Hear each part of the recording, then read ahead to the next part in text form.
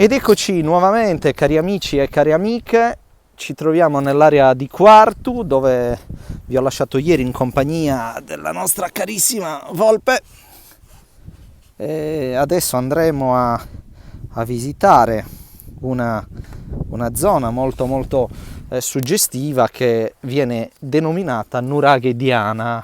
Ho visto liberamente accessibile con delle reti divelte, non ci sono cartelli che impediscono o vietano l'accesso in quest'area, e qui vediamo infatti perché. Perché è stata purtroppo vandalizzata. E qui guardate, dei vetri rotti, una sedia, un bagno, e sempre qui lungo i sentieri del litorale di Quartu, davanti a questo mare incantevole, troviamo, o meglio in lontananza intravediamo una struttura, una sorta di torre, eccola, e quella torre è un vecchissimo, scusate ma c'è un vento terribile, un vecchissimo, o meglio antichissimo nuraghe, il cosiddetto Nuraghe Diana.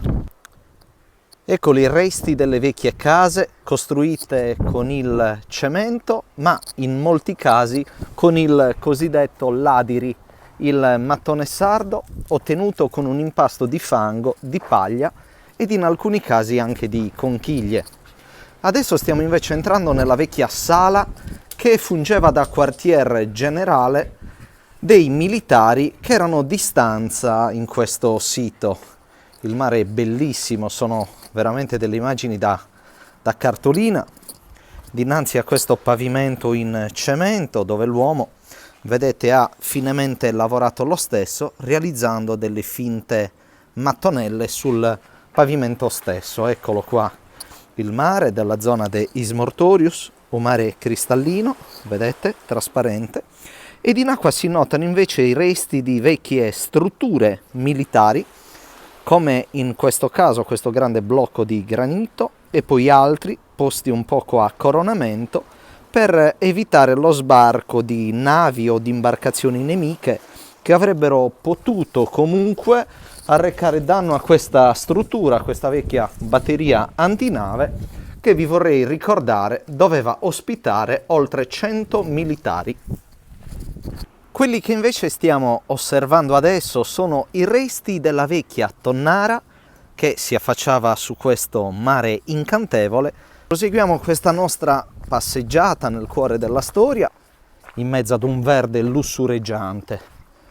Ci troviamo nel mese di marzo, è esplosa praticamente la primavera, e continueremo il nostro viaggio per raggiungere la cima di una collina che guarda il mare e delle vecchie installazioni antinave realizzate nei primi anni del 1900 a Cagliari, o meglio in provincia della nostra cara città di Cagliari. Continuate a seguirci. Numerosi gradini si inerpicano sulla collina, consentendoci di risalirla. Qui per fortuna non vediamo tanti rifiuti sul terreno, al pari della zona che dà sul mare, denominata de Ismortorius. Ecco le immagini del bel Nuraghe Diana. Ci troviamo all'interno di una struttura, una vecchia stanza che faceva parte, era una delle torri del nuraghe cosiddetto trilobato, insomma con 3 lobi, con 3 torri del Nuraghe Diana nell'area di Quartu, denominata de Ismortorius. Vedete in lontananza una strada, il viale Leonardo da Vinci, e qui dal presente andiamo di nuovo nel passato, vediamo questi grandi massi posizionati uno per uno dalle mani dei nostri papà del passato, dalle mani dei nuragici.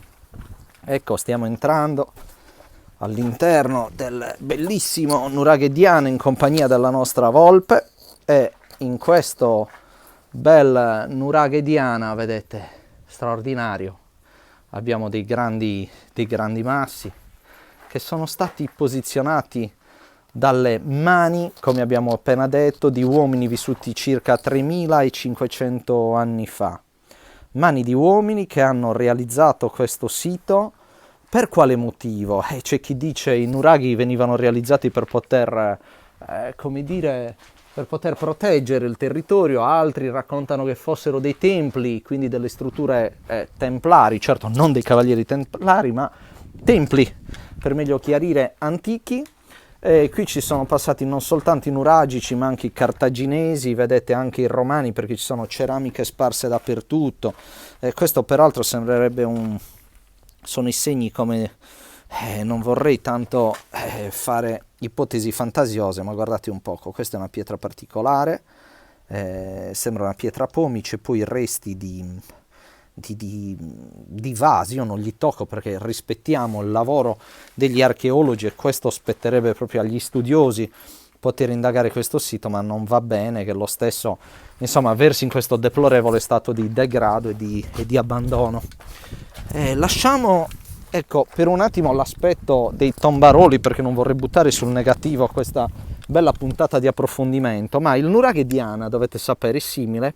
Un poco il suo accesso ci ricorda, seppur vagamente, la tomba di giganti di Quartucciu, cosiddetta tomba di giganti dei Sconcias.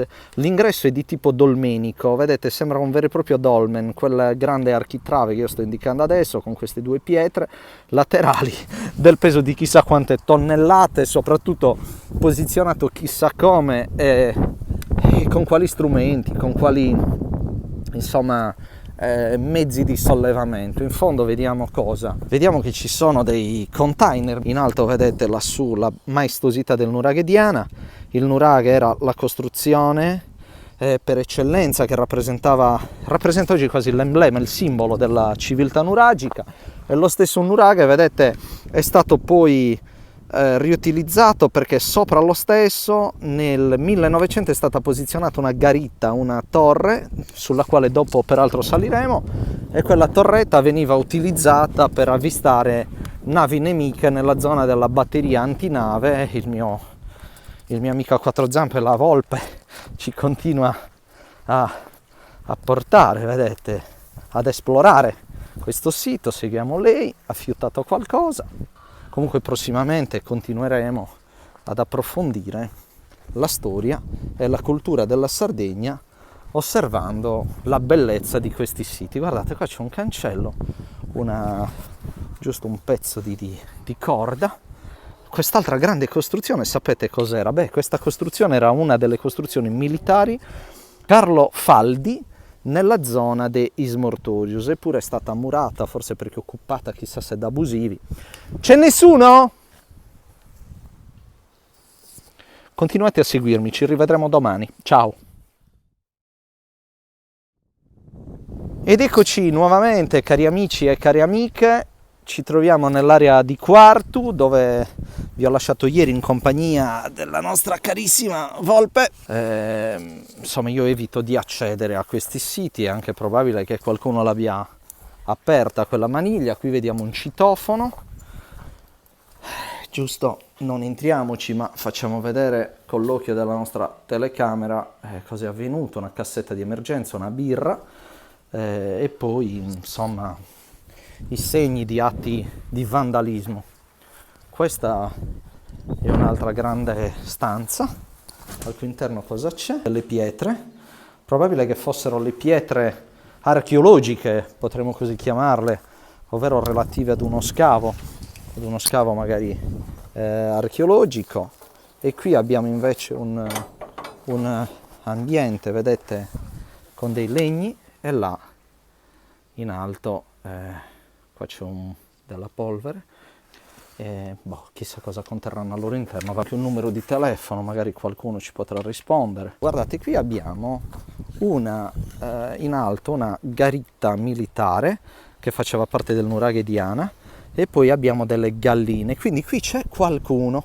Ora cercheremo di bussare per capire se, insomma, qualcuno ci potrà dare qualche informazione sul perché di questo stato di degrado e di abbandono e su chi se ne dovrebbe occupare, dato che non ci sono cartelli esplicativi ma solo un servizio noleggio. Peraltro è una zona che, bisogna dire, anche pericolosa per chi, insomma, potrebbe correre il rischio di cadere nei cunicoli sotterranei. Ebbene, grazie per averci seguito. Proseguiremo il nostro viaggio con la nostra cara amica Volpe, e andremo a visitare altri siti nuragici in ogni dove in tutta la Sardegna con esplorasardegna.it ed anche con il team di speleologi di Sardegna Sotterranea. Ciao ciao!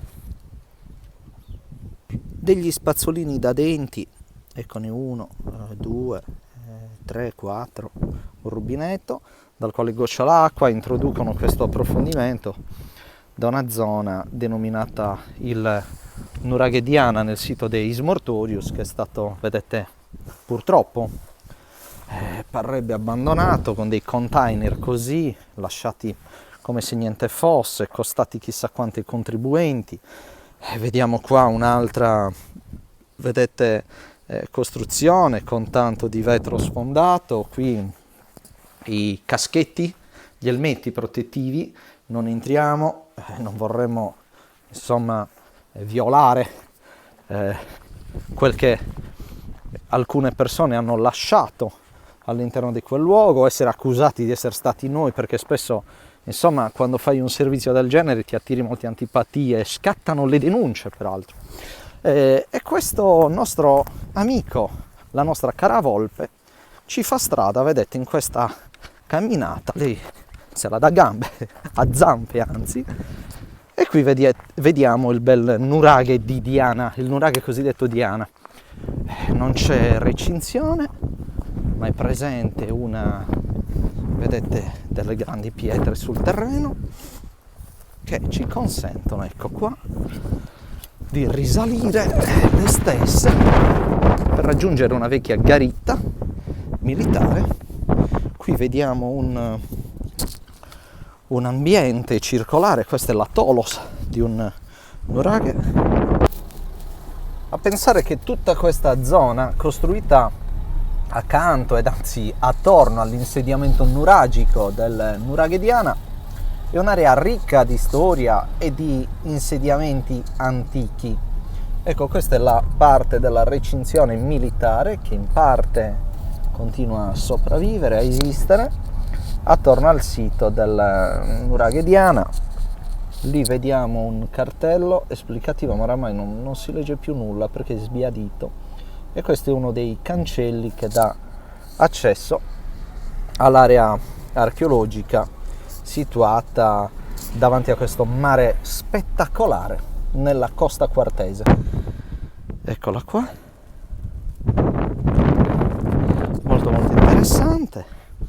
E qui abbiamo molto bello il sito del Nuraghe, come dicevamo, Diana, che consentiva di scrutare il territorio circostante, guardava verso il mare, ma là in fondo abbiamo i resti della batteria Carlo Faldi de Ismortorius, batteria antinave che veniva sorvegliata grazie al riutilizzo durante la seconda guerra mondiale della tolos nuragica e quindi l'installazione di una garitta, quindi di una costruzione militare sopra la tolos stessa, e quindi sopra qua l'ingresso vedete aperto, ecco qua, e qui ci troviamo nel punto più alto del sito denominato dei Ismortorius. Il mare è un qualcosa di incredibilmente bello, suggestivo, guardate che meraviglia.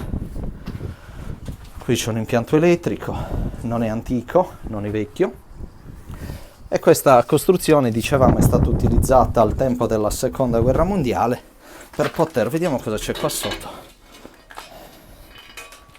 guardate un poco, questo è altissimo, sarà profondo circa 5 metri, e questa è la tolos sottostante del Nuraghe, molto suggestiva questa tolos del Nuraghe.